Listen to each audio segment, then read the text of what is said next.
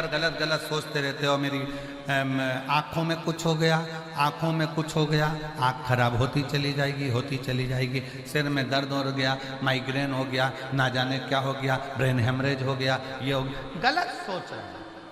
बीमारी से जितना व्यक्ति दुखी नहीं है उतना उस बीमारी के बारे में गलत गलत सोचकर, पाँव में तकलीफ हो गई, कमर में तकलीफ हो गई, कहीं मुझे कुछ हो तो नहीं जाएगा, कहीं मुझे कुछ हो तो नहीं जाएगा, कहीं मुझे कुछ हो तो नहीं जाएगा, कहीं मुझे कुछ हो तो नहीं जाएगा।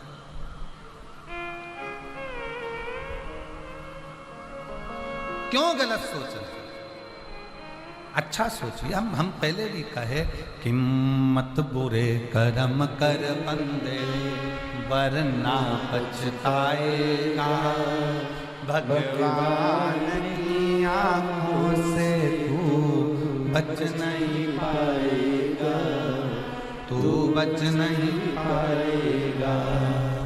अरे ओ अज्ञानी मत कर नादानी, अरे ओ अज्ञानी मत कर नादानी। तेरे कर्म का फल भी तो ही पाएगा, जैसा किया तूने तेरे आगे आएगा। मत बुरे कर्म कर बंदे वरना पछताएगा, भगवान की आँखों से तो बच नहीं पाएगा, तो बच नहीं पाएगा। अपना अच्छा सोच लेकर आओ, अच्छे विचार लेकर आओ, अच्छे कर्म करते चले। अगर अच्छी सोच रख रहे हो, अच्छे विचार रख रहे हो, अच्छा कर्म कर रहे हो, तो दुनिया में किसी की सामर्थ्यता नहीं है कि कोई तुम्हारा बुरा कर दे। किसी की सामर्थ्यता नहीं कि कोई तुम्हारा बुरा कर दे। चाहे फिर कोई नींबू पटक दे, चाहे फिर कोई मिर्ची पटक दे, चाहे कोई फिर तंत्र कर दे, फिर चाहे कोई मंत्र कर दे, दुनिया में किसी की सामर्थ्यता नहीं कि कोई तुम्हारा बुरा कर दे। अगर दिल साफ है तो नियत साफ है तो परमात्मा भी देता ही देता है।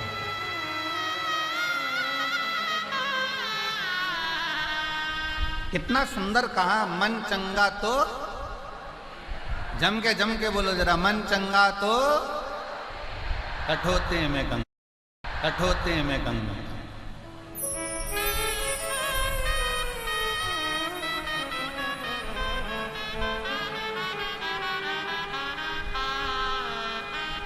और अगर मन चंगा नहीं तो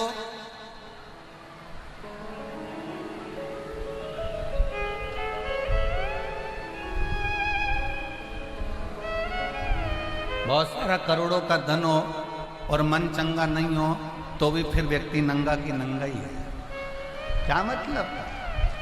मन चंगा है तो कठोते में गंगा, और धन ऐश्वर्य वैभव बहुत कुछ है। हमने तीसरे दिन की कथा में आपको कहा था कि दाम, नाम और राम। दाम पकड़ोगे तो भी राम चले जाएगा और नाम पकड़ोगे तो भी राम चले जाएगा, और यदि राम को पकड़ लिया तो दाम और नाम दोनों तुम्हारे पास आते हैं। संपदा भी आएगी और ऐश्वर्य भी आएगा। आज दुनिया के लोगों ने परमात्मा को छोड़ दिया, आज दुनिया के लोगों ने भगवान को छोड़ दिया। जैसे ही षडानंद कार्तिकेय जी ने कहा माँ मैं तारकासुर को मारने के लिए जा रहा हूं, माँ ने रोक लिया, रुक रुक।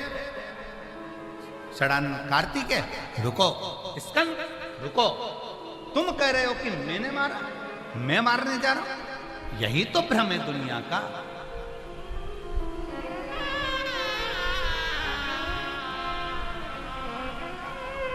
कई माताएं कह देती है बहुत, मैं जिंदा हूं तो घर चल रहा है, जिस दिन मैं मर गई तो आटे दाल का भाव मालूम पड़ जाएगा। ये मैं का जो संबोधन है ना, ये बहुत भारी संबोधन है। होता है, एक टीचर ने एक बच्चे से, स्टूडेंटों से स्कूल में प्रश्न किया, क्लास, बच्चों गुड मॉर्निंग। बच्चे भी गुड मॉर्निंग बोल दिए, बैठ गए, पढ़ाने लगे। फिर टीचर ने कहा कि एक बात बताओ, मैं जब दिल्ली से प्रयाग चला था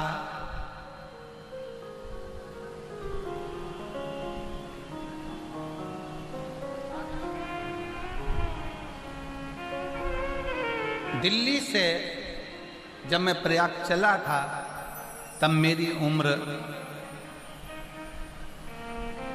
22 वर्ष थी। जब मैं दिल्ली से प्रयाग चला तब मेरी उम्र 22 वर्ष थी। तो अब मेरी उम्र कितनी होना चाहिए? अब ये कोई प्रश्न है? पर टीचर ने प्रश्न करा है, बच्चे बेचारे घबरा गए, अब क्या उत्तर दें, क्या बोलें। सब बच्चों से कहा बताओ मेरी उम्र कितनी है। एक बच्चा से खड़े होकर पूछा, बच्चे ने कहा गुरुजी ये कोई प्रश्न है क्या जिसकी हम बताएं कि तुम दिल्ली से प्रयाग चले थे तो तुम्हारी उम्र 22 साल की थी, या 50 साल के थे तो मेरी उम्र बताओ, या 60 साल के थे तो मेरी उम्र कितनी होगी।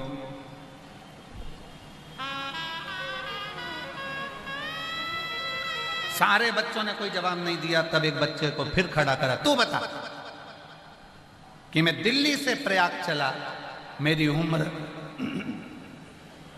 इतने वर्ष है तो अभी मेरी उम्र कितनी है।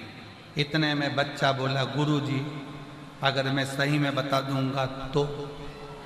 गुरुजी बोले बता, पूछा ही प्रश्न मैंने इसलिए। तो कहा गुरुजी तुम्हारी उम्र 44 वर्ष है। गुरुजी ने कहा वाह, गुड बॉय, बहुत बढ़िया।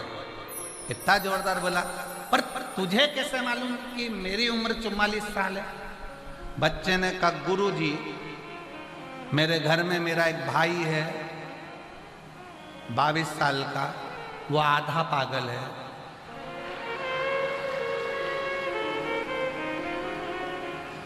और तुम्हारी उम्र 44 साल है, तुम पूरे पागल हो। आपको ही, मेरे भाई की उम्र को मैंने दुगना कर दिया। ये कोई प्रश्न है? हम भी हमारे भ्रम में जी रहे हैं। माताएं कहती हैं मैं जिंदा हूं तो घर चल रहा है, भाई कह देते हैं मैं दुकान चला रहा हूं, मैं काम कर रहा हूं, मैं मेहनत कर रहा हूं, मैं कर रहा हूं, मैं नहीं करूं तो कुछ भी नहीं हो। अगर मैं ना करूं तो कुछ ना हो, कुछ भी नहीं।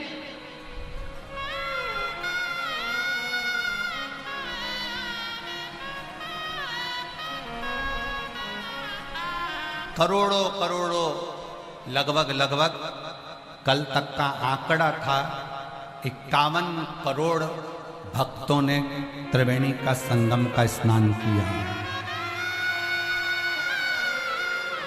अब 51 करोड़ भक्तों को कौन संभाल रहा था? अगर संभालने वाला कोई था, माना प्रशासन ने पूरी बहुत व्यवस्थाएं करी, पर सत्यता तो ये है कि इतने करोड़ों को आना जाना खाना रहना, कब आ रहे थे कब जा रहे थे। अगर प्रयाग वाले एकांत में बैठकर विचार करेंगे तो उनको लगेगा इसको बुलाने वाला, खिलाने वाला, सुलाने वाला, निलाने वाला कोई दूसरा नहीं था, स्वयं गंगा महारानी कर रही थी और अपने हाथ। सामर्थ्यता नहीं किसी की, सामर्थ्यता नहीं।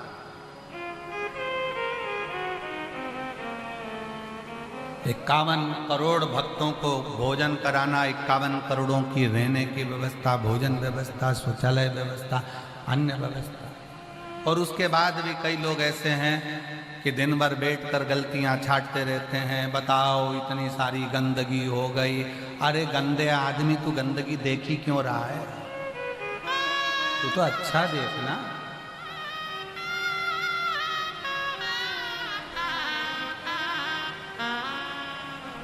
बहुत ऊपर उड़ता है गिद्ध, बहुत ऊपर उड़ता है गिद्ध, तो भी नीचे मांस का टुकड़ा देखता रहता है। कई लोग संसार में ऐसे हैं बहुत ऊंचे औहदे पर बैठने के बाद भी गंदगियां ढूंढते रहते हैं, अच्छा ही नहीं ढूंढ पाते, अच्छा नहीं ढूंढ पाते। श्रेष्ठ ढूंढो, अच्छा ढूंढो।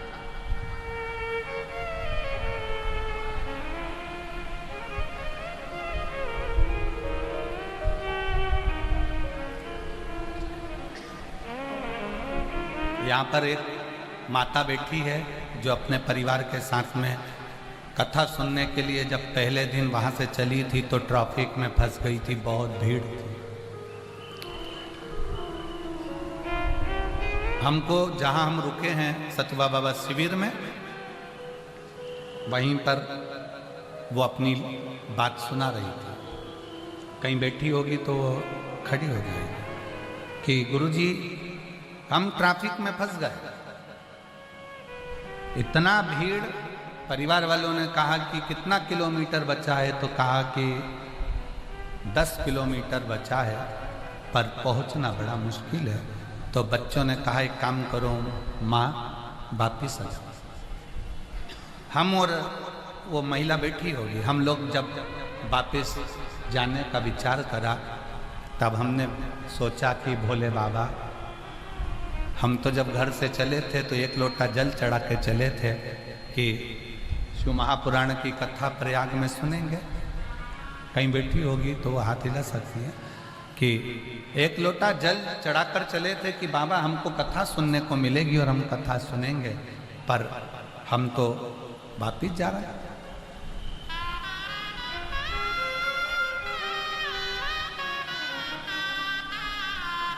बैग लिया, वापिस जाने लगी।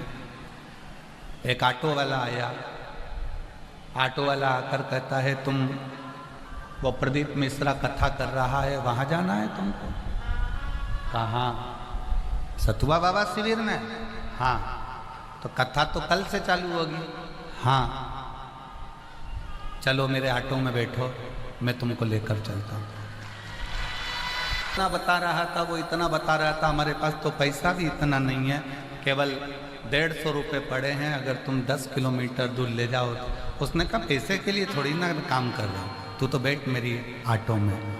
ना जाने कौन सी गली गली में से वो ऑटो घुमा घुमा कर लाया और सीधे कोई ऑटो उस दिन अंदर नहीं आ रहा था, इसी पंडाल के बाहर मुझे छोड़ कर चले गया। 1 रुपया भी लेकर नहीं, 1 रुपया। और मैं प्रयागराज के बेटों को, प्रयागराज की बेटियों को धन्यवाद दूंगा। कई बेटे बेटियां प्रयागराज के ऐसे हैं जिन्होंने भले पूरे मेले में जो भी व्यापार करा हो, दुकान लगाई हो, कार्य करा हो, मोटरसाइकिल चलाई हो, गाड़ियां चलाई हो, पर कई प्रयागराज के बेटा बेटी स्कूटी से, मोटरसाइकिल से बुजुर्गों को फ्री में पंडाल तक छोड़ रहे हैं और पंडाल से उनके पंडाल तक छोड़ रहे हैं। उनको नमन है, 1 रुपया नहीं। ये सहजता का विषय, ये सरल। कौन आता है कौन बुलाता है, महज ब्रह्म है, करता सब विधाता है, करने वाला तो शिव है। आप और हम तो माता पार्वती जी का ये शब्द अपने पुत्र के लिए, स्कंद के लिए, स्कंद ये मत के कि मैं तारकासुर को मारूंगा। तारकासुर को तू नहीं मार सकता। तारकासुर ने शंकर भगवान की वो आराधना करी है, तारकासुर ने वो वचन मांगा है। तारकासुर ने ये नहीं मांगा कि मैं शंकर भगवान से मरूं, तारकासुर ने मांगा कि मैं शंकर के पुत्र के द्वारा मरूं, क्योंकि शंकर को इतना प्रेम करता है तारकासुर। शिव जी को अकेला बैठा देखता है ना तो दिल दुखता है। इंद्र के संग इंद्राणी है, ब्रह्मा के संग ब्रह्माणी है, नारायण के साथ में लक्ष्मी है, सारे देवताओं की धर्म पत्नियां उनके साथ है। सती मैया जब जलकर भस्म हो गई, अकेला अकेले देवाधिदेव महादेव हैं। तारकासुर की आंखों में जल भर जाता है कि मेरे महादेव अकेले रह गए। तारकासुर ने विचार कर लिया, मरूंगा तो शरीर, पर शंकर भगवान को जोड़े से बिठा कर जाऊंगा तब मरूंगा, ऐसे कैसे मरता हूं। और ब्रह्मा जी ने कहा वर मांग ले तारका। तारकासुर कहता है वर दीजिए, अगर वर देना है तो ऐसा वर दीजिए कि मैं मरूं नहीं, और कुछ वर मांग ले तो वर ऐसा दीजिए कि मरूं तो शिव के पुत्र के द्वारा मरूं, क्योंकि शिव का पुत्र जब होगा, जब शादी होगी तो मेरा मन खुश हो जाएगा, फिर भले मर जाऊं।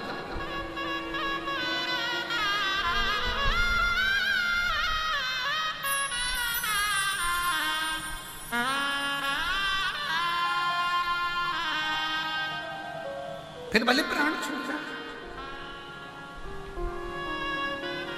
शिव से मांगा वर ऐसा दीजिए, वर मिला तारकासुर को कि वर है तेरे को शंकर भगवान के पुत्र के द्वारा मरेगा। पार्वती जी कह रही हैं अपने पुत्र षडानंद कार्तिकेय को, ना ये मत के कि मैं तारकासुर को मारूंगा, तारकासुर को तू नहीं मार सकता। तारकासुर के दिल में शिव बसा है। महाकाल के भक्त पर अगर एक उंगली उठा, एक निगाह उठाकर कोई देख ले, महाकाल के भक्त पर कोई गलत दृष्टि से देख ले, तो उसका जवाब भक्त नहीं देता, वो भस्म रमाने वाला स्वयं आकर देता। महाकाल का भक्त स्वयं जवाब नहीं देता, महाकाल का भक्त स्वयं जवाब नहीं दे पाता। महाकाल का भक्त अपशब्द कहने वाले अपशब्द कह देते हैं, ताना देने वाले ताना दे देते हैं, गाली देने वाले गाली दे देते हैं, आड़ा टेढ़ा कहने वाले आड़ा टेढ़ा कह देते हैं, पर शंकर का भक्त मौन होकर आनंद के साथ शिव भक्ति में रमा रहता है। जवाब वो दे, कोई दूसरा क्यों जवाब देगा? जवाब वो दे। अच्छा एक बात बताओ, पति के साथ पत्नी जा रही हो, बाप के साथ बेटी जा रही हो, भाई के साथ बहन जा रही हो, जेठ के साथ बहू जा रही हो, मामा के साथ भांजी जा रही हो, ताऊ के साथ बेटी जा रही हो, और अगर रास्ते में चलते चलते कोई अपशब्द कह दे तो बहन जवाब देगी, बेटी जवाब देगी, बहू जवाब देगी, या उसके साथ में जो होगा उसका पति, उसका बेटा, उसका पुत्र, उसका भाई, उसका ताऊ, उसका मामा, जवाब कौन देगा? बेटी नहीं। जब आप शंकर की भक्ति करते हो, एक लोटा जल चढ़ाने के लिए जाते हो, शंकर को एक लोटा जल चढ़ाने के लिए जाते हो, शंकर भगवान के मंदिर में सुबह सुबह पहुंचकर एक लोटा जल जब तुम चढ़ाते हो, सुबह के समय पर जाकर जब एक लोटा जल समर्पित करते हो, उस समय से लेकर 24 घंटे हर पल हर घड़ी शंकर भगवान तुम्हारे बाप बनकर तुम्हारे साथ साथ चलते हैं। अगर दुनिया की गलत दृष्टि पड़ती है तो जवाब स्वयं काल अधिपति महाकाल देता है। जवाब कोई दूसरा नहीं देता, जवाब देता है काल अधिपति महाकाल। अकाल मृत्यु वो मरे जो काम करे चंडाल का, काल उसका क्या बिगाड़े जो भक्त हो महा। जवाब वो दे, हम जवाब क्यों दे? हम तो भरोसे चलते हैं, हम तो बाबा के भरोसे चलते हैं। ये दुनिया जलते हैं, ये दुनिया जलते हैं, हम तो बाबा के भरोसे। हम उसके आश्रित होकर चलते, हम उस पर समर्पित होकर चलते।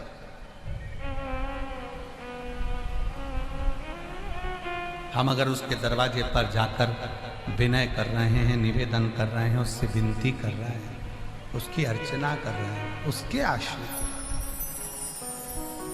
उसके आश्रित।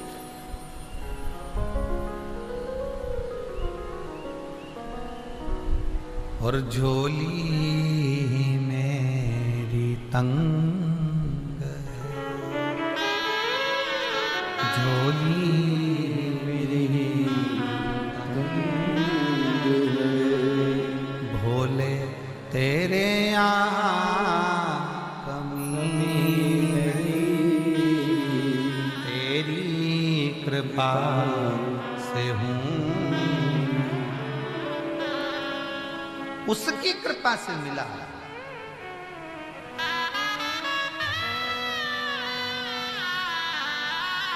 उसकी कृपा, इसीलिए कहते हैं जो जैसी भावना लाया वो वैसा ही फल पाया, नहीं खाने से लौटाया वो मन ही मन हर्षाया। और कर दिया माला